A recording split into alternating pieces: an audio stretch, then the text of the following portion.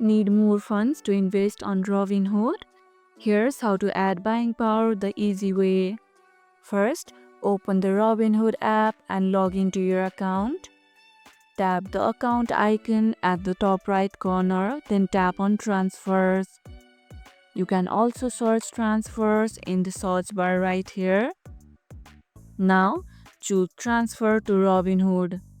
Select your linked bank account or link a new one if you have not already. Enter the amount you want to deposit, then tap submit. If your buying power does not look right, wait a moment. Pending deposits and trades can cause brief delays. Using Robinhood Gold or sticking with the free plan? Let me know in the comments below.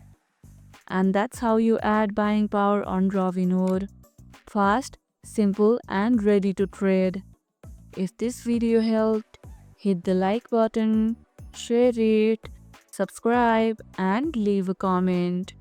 Thanks for watching, and I'll see you in the next one.